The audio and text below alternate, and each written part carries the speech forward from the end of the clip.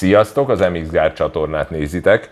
Hát egy-két gondolatot megosztanánk a TSP cuccról, ugyanis most ért véget a Red Bull Romaniacs, és hatalmas sikert érte a TSP cég.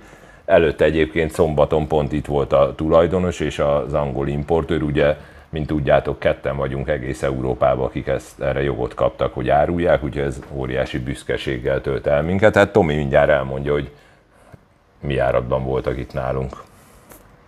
Hát ide jöttek megnézni először is a placot, hogy nézzünk itt ki, mert Ausztráliából kötötte a szerződést a tulajdonos, és gondolta, hogy megnéz minket. Megérdemeljük-e? Igen, viszonylag későn értek ide, úgyhogy ki kell nyitni a boltot, de Kálmán bejött egy pár fotóra, úgyhogy tudtunk lőni egyet-kettőt, hogy eljött vele az angol disztribútor, akivel már egy éve együtt dolgozik. Tetszett nekik a bolt, beszélgettünk egy keveset, vannak új fejlesztések, amik egyelőre szuper titkosak, most idéztem, mert a konkurencia is hasonlókat fejleszt. Elvileg fél év múlva jönnek ki az új termékkel. Hát elég jó lesz, azt hozzá kell tegyem. Elég jó lesz, de nem mondhatok semmit többet ennél sajnos. Viszont beszélgetünk arról, hogy mi várható majd a versenyen. A lényeg az, hogy Jarvis egy teljesen új mappet, tehát térképet, gyújtás térképet kreáltatott magának kifejezetten erre a versenyre. Úgyhogy eléggé egyedi, meg viszonylag megterhelő lehet ez a verseny, mert az Ellsberg Rodeost például nem kívánta ott használni. Ez is egy érdekes és kulisszatitok, hogy gyakorlatilag majdnem, hogy minden versenyre egy külön térképpel megy. Ő már tudja, hogy ott mire számíthat, milyen akadályok vannak, hova kér több erőt, hova kér több finomságot, vagy esetleg agresszívebb motort. Úgyhogy van egy új térkép, azt a térképet majd meg fogunk kapni tesztelésre, nagyon kíváncsi leszek rá, hogy a héten belül, ha minden igaz, akkor feltöltjük a motoromra, hogy mesélünk nektek, hogy mi volt a Jarvis titka. Hát ez siker meg óriási, azt kell, hogy mondjam, a Csabi ezeket jobban tudja előadni.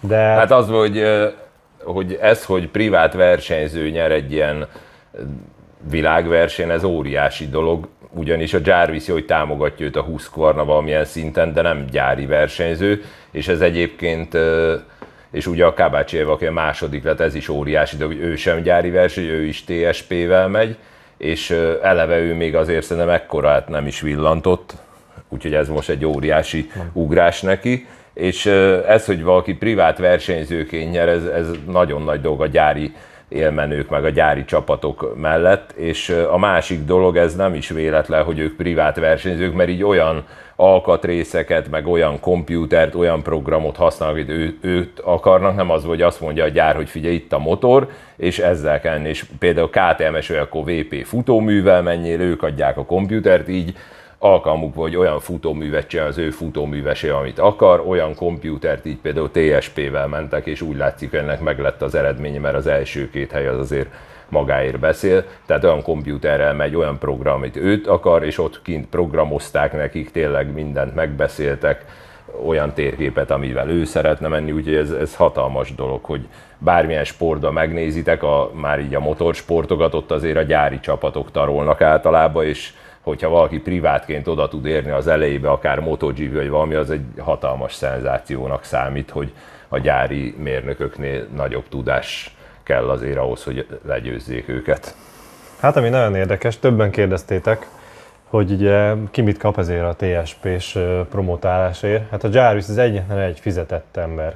De a Jarvisnál is úgy kell elképzelni, hogy ott volt a Jarvis, aztán az összes olyan cég, aki ezzel foglalkozik. A Kuber, a TSP, az amerikai cég, a Silver Turbo, és van még egy lengyel cég, a Wiz Performance, de sorolhatnám. Tehát, hogy volt rengeteg ilyen csippes cég, a Jarvis ezeket kipróbálgatta, és a TSP-t választotta. Tehát gyakorlatilag ő választotta a TSP-t, igaz, hogy fizet neki a TSP, de ettől függetlenül a legjobbat választotta ki. De ha ettől eltekintünk, mert akkor ezt most vonatkoztassunk el, oké, a Jarvis egy fizetett versenyző. Meg hát azért egy ilyen élversenyző, aki nyerni akar akármit, azért nem rak fel a motorja, mert például azt mondanak, hogy figyelj, itt van 1 millió euró és egy Simpson Enduroval kell menni, akkor nem menne vele, mert ő nyerni akar akkor is. Persze, tehát olyan cuccot fog használni, igen, olyan cuccot fog használni, olyan fog menni, olyan motoranyja, amivel ő tudja, hogy tud nyerni. Így van. Mert amúgy nem ér semmit, a neve is akkor elértéktelenedik, hogy a bármilyen szarral megy, és 100. helyezés lesz. Így van. De el is vonatkozhatunk ettől, mert ez tényleg egy árnyalt kép. A második helyezett, a Theodor, ő például annyit kapott, hogy ingyen kapta a kittet, tehát ő nem egy fizetett versenyző a TSP-nek. De a Sony Goggia, ő 7. helyről esett ki, például ő is ingyen kapta, tehát ő sem fizetett versenyző, mégis ott volt a 7. helyen. illetve ha megnézitek a listát, rengeteg TSP-s versenyző van, akik fizettek érte. Tehát mind a Goldba, főleg a Goldnak a második fele, a Silver tele van vele, a Bronze tele van vele. Tehát, hogy azért azt kell mondjam, hogy óriási aratott most a srác, aki ezeket fejleszti. Amúgy nekem nagyon szimpatikus volt, hogy ilyen közénk való, vagy közülünk való, így szokták mondani. Nagyon, nagyon szerény, nagyon normális. Ez a zseni kategória, tehát látod, hogy egy művész, de iszonyatosan normális. Tehát viszonylag nagy ember lett, és megmaradt szerénynek, és szerintem ez egy tök pozitív dolog.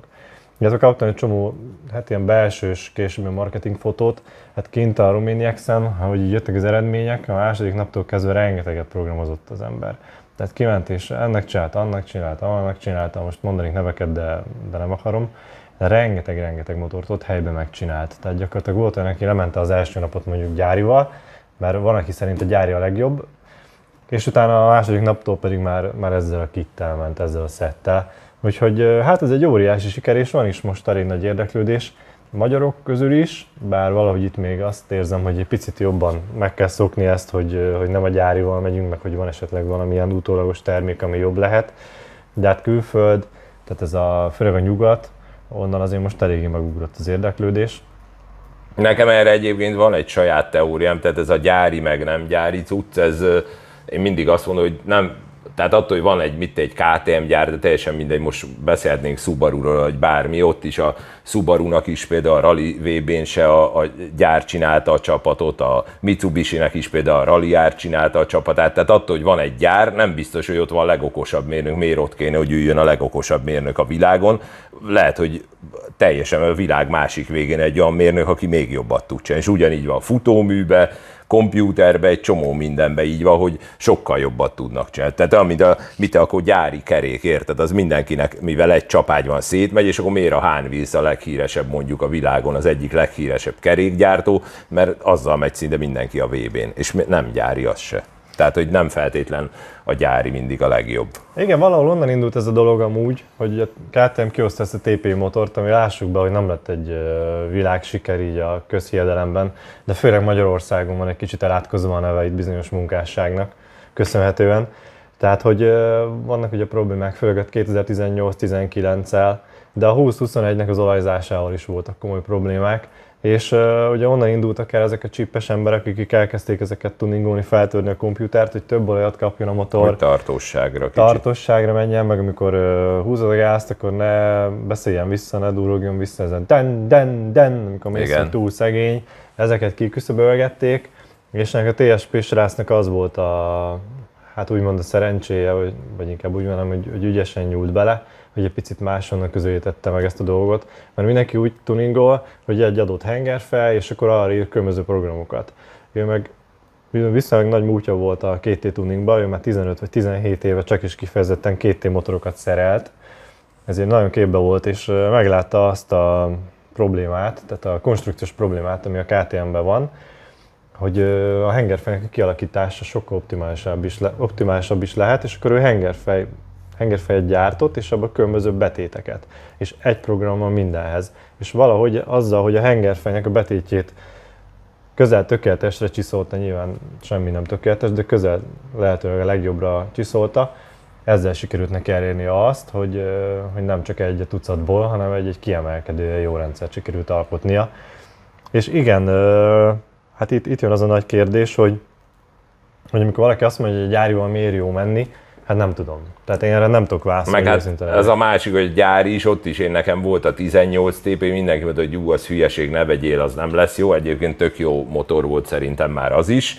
És ott nem tudom, pár hónaponként az volt, hogy na vidd vissza a komputert, és kapsz rá egy másik programot. Hát én nem vittem vissza, nekem úgy is működött, és nem volt semmi bajom. Tehát ott is a gyárba is mindig új programot fejlesztenek. Tehát ott se az van, hogy kihoztak egy gyárit, ami mondjuk azt mondta, hogy gyári a legelső több, és azzal kéne menni a mai napig. Nem, ott is rájönnek, hogy azon még van abba a fejlesztési lehetőség. Tehát ott is egy azonos modellen belül nem tudom hányszor vissza kell vinni a motort a gyári szerviz, hogy írjanak rá másik programot. Persze ott is mindig újabbak vannak, meg 2020-21-ben például annyira szegény volt a gyári motor, hogy egyfolytában álltak be a blokkok. Igen. Tehát, hogy mondjuk hozzá én nem találkoztam ilyennel, de rengeteg fotót látok az interneten.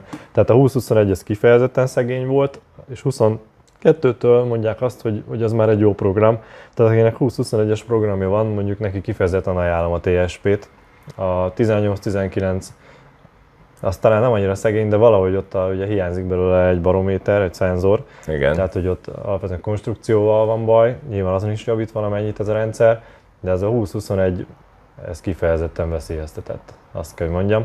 Tehát jó az a gyári, csak túl szegény. Meg valójában nem tudom, hogy mire, mert hogy alul egy picit fulladékony, meg valahogy szegény egész végig, egyszerűen nem kap elég üzemanyagot, meg az olajzása sem tökéletes.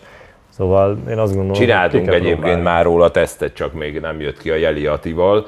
Ott kipróbáltuk ugyanazzal a beállítással a gyárit is, a kisebb kompresszióhengerfet és a nagyobb kompresszióhengerfet, és ő azt mondta, hogy mind a kettő jobbnak érzi, mint a gyárit, pedig ugyanaz a gumi, ugyanaz az áttétel, ugyanaz a futómű, tehát teljesen ugyanazok a motorok voltak, és ő azt mondta, hogy sokkal lineárisabb a teljesítményleadás, sokkal jobban kezelhető, de azt a videóban majd meglátjátok. Hát igazából szinte ennyi szerintem. Hát annyi mentem a közepes kompresszióssal. Ja, igen. De az majd egy külön videóban elmondom. Hát mert mi magunk is amúgy ezeket teszteljük, és hogy tudjunk róla valamit mondani, hogyha megkérdezitek, hogy milyen, de egyébként elég sok olyan ember, aki nem akar itt nálunk szerepelni, akinek már megcsináltuk a programot, és azt mondta, hogy ilyen jó program még nem volt. Egy elég ismert arc így az enduro sportba, és most az összes haverjának kell már persze. Nem futóművekkel foglalkozik véletlenül? Lehet, de annyira nem ismerem. Ah, Na sziasztok, köszönjük, Sziasztok, hogy megnéztetek.